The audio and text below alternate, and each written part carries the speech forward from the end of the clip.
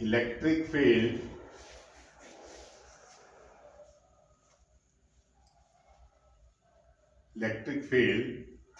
due to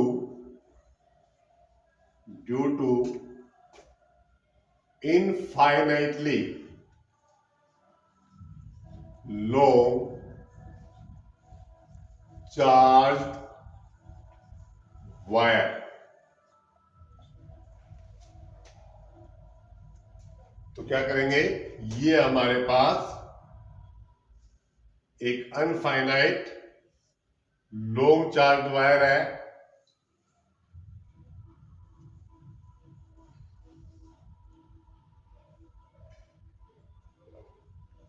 जिस पर charge Q uniformly distributed है,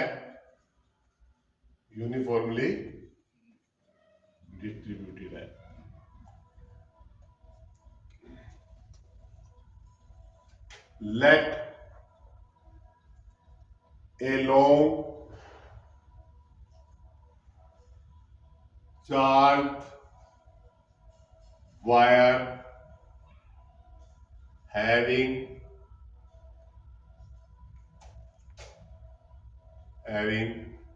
charge q uniformly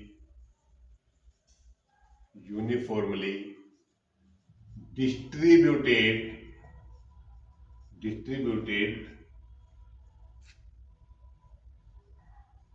throughout the length.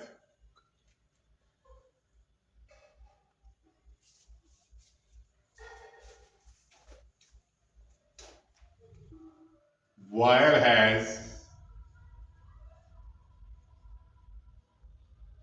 lambda charge density, means lambda is equal to q by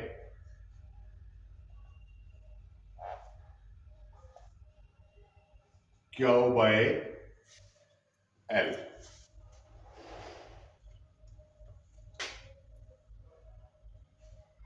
तो wire से की वजह से इलेक्ट्रिक फील्ड फाइंड करने के लिए क्या करेंगे, we assume a Gaussian surface,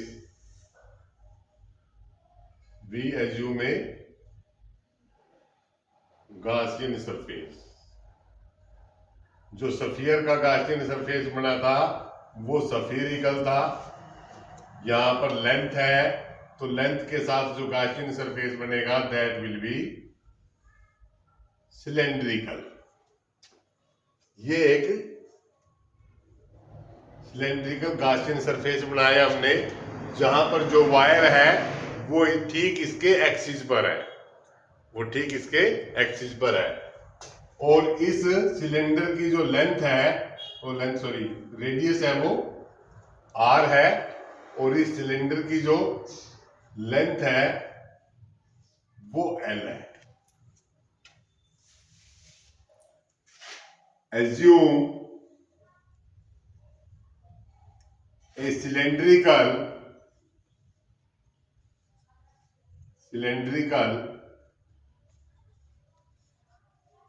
Gaussian surface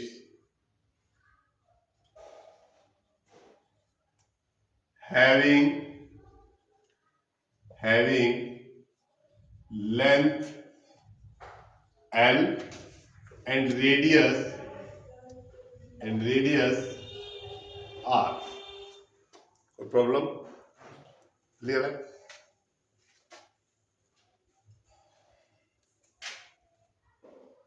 According to Gauss law क्या कहता है, किसी सरफेस पर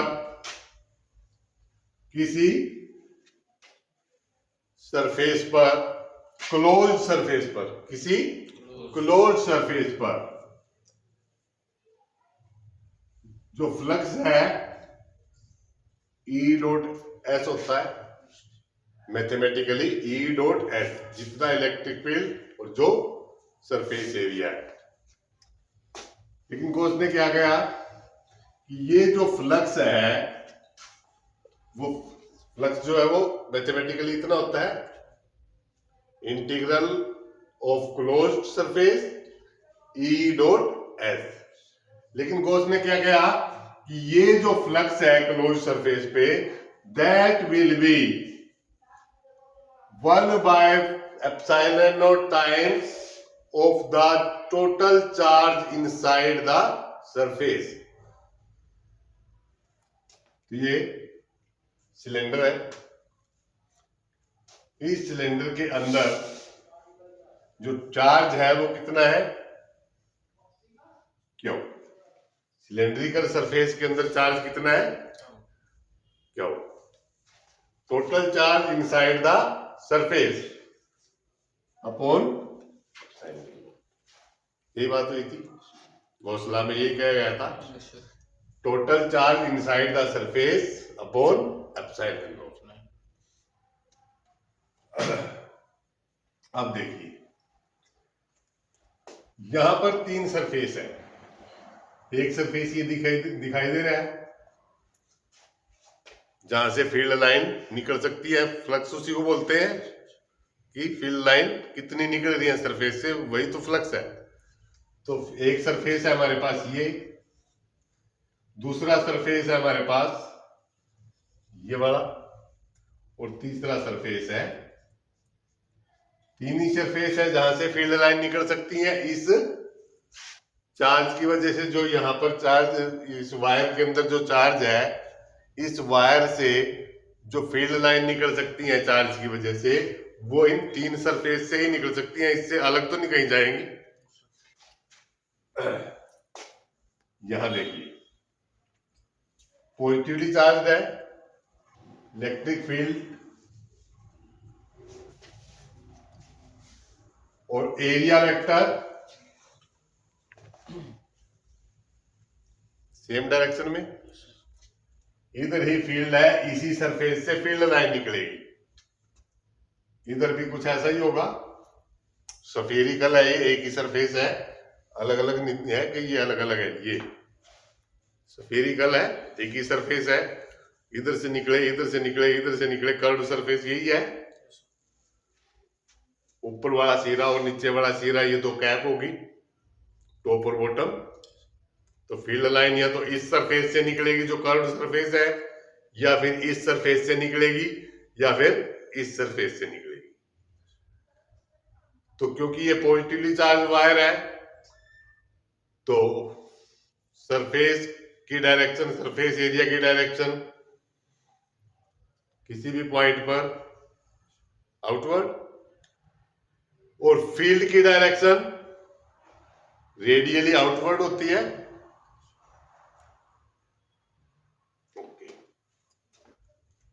इस केस में और इस केस में देखो, ये जो सरफेस है इसका सरफेस वेक्टर की डायरेक्शन और इसके सरफेस वेक्टर की डायरेक्शन, यानी कि इसके सरफेस एरिया की डायरेक्शन, इसके सरफेस एरिया की डायरेक्शन, और यहां की सरफेस एरिया की डायरेक्शन ये है, इसकी सरफेस एरिया की डायरेक्शन ये है, और इसकी सरफेस एरिया की डायरेक्शन, इलेक्ट्रिक फील्ड की डायरेक्शन कर्व सरफेस के चारों तरफ ये है, यहां पर ई की डायरेक्शन ये है, यहां पर ई की डायरेक्शन ये है। यानी कि हमारे पास जो integral E D dot D S है, वो तीन सरफेस का लेंगे हम, फर्स्ट सेकंड थर्ड।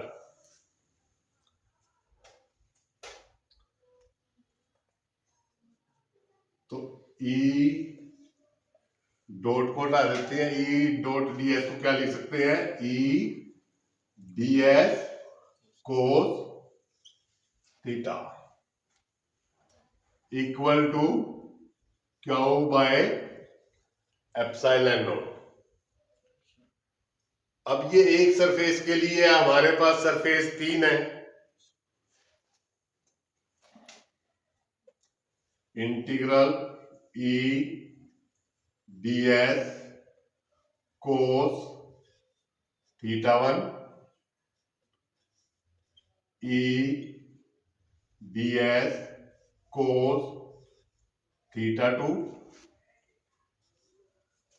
ई ds कोस थीटा 3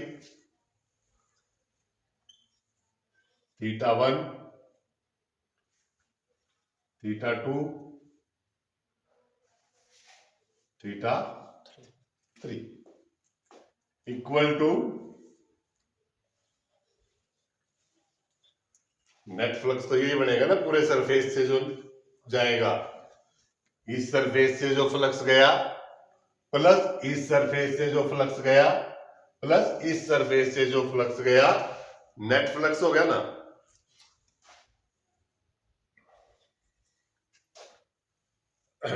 अब देखिए थीटा 1, यहां पर थीटा की वैल्यू क्या है, ई ds कोस 90 प्लस ई ds कोस, यहां पर थीटा की वैल्यू 0, सेम डायरेक्शन में है दोनों, तो थीटा इज 0। थर्ड सरफेस के लिए चेक करें, E ds cos 90 equal to Q by epsilon naught. यहां पर ds एरिया वेक्टर और ई के बीच एंगल थीटा 90 है, यहां पर इलेक्ट्रिक फील्ड एरिया वेक्टर के बीच थीटा की वैल्यू 90 है, यहां पर एरिया वेक्टर इलेक्ट्रिक फील्ड के बीच थीटा की वैल्यू 0 है।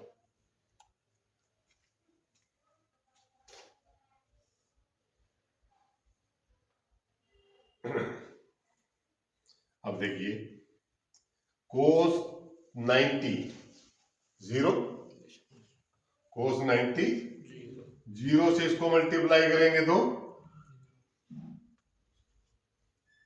कोस 0 1, 1 से इसको मल्टीप्लाई करेंगे तो ई ds कोस 90 0, इसको मल्टीप्लाई करेंगे तो इक्वल टू, सही है, कोई शंका संदेह पक्का। अब यहां पे देखेंगे कि जो इलेक्ट्रिक फील्ड लाइन है वो टॉप और बॉटम से तो निकल ही नहीं रही, तो इसका मतलब है कि यहां से और यहां से निकलने वाला फ्लक्स तो 0, इस पर और इस पर तो सरफेस पे तो कोई फील्ड बनेगी ही नहीं, क्योंकि कोई लाइन पास ही नहीं कर रही है, फ्लक्स 0 है तो फील्ड भी 0।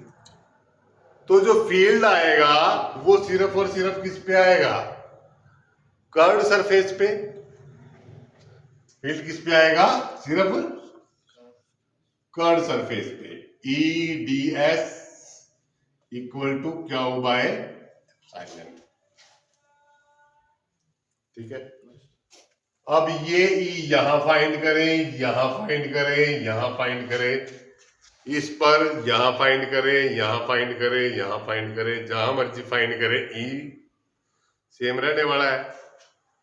ई कांस्टेंट है, तो किसी भी कांस्टेंट का जब इंटीग्रेशन करेंगे तो उसको हम इंटीग्रेशन से बाहर लिखेंगे, ई ds Q by epsilon not.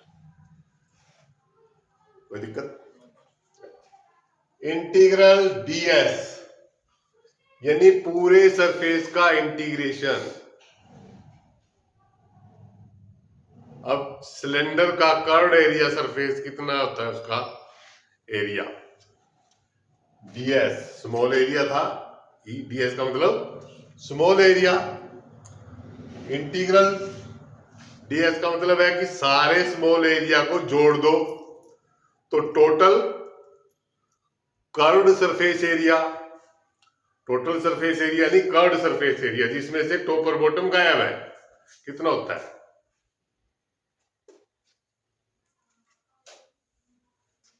क्या करते हैं? E 2 pi R L। आया कुछ याद कि नहीं? सिलेंडर का curved surface area 2 pi R equal to, check भी कर लो एक बार,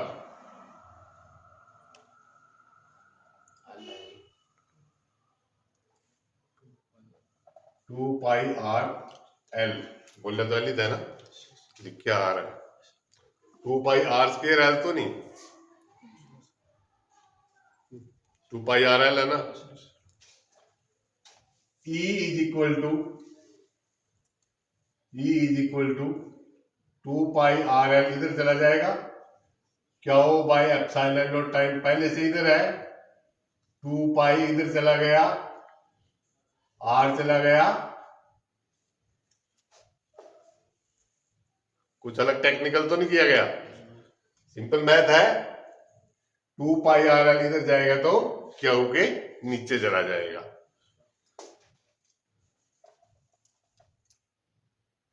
E is equal to q by l, कहीं था क्यू बाई एल, तो क्यू बाई एल को हटा के लैम्डा लिख दूं upon 2 pi r epsilon naught, 2 pi r epsilon naught. ये क्या है? Electric field due to infinite long charged wire. इतना ही है, चेक करो।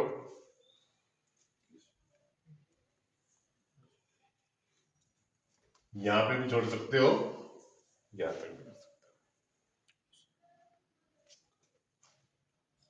हो। This is electric field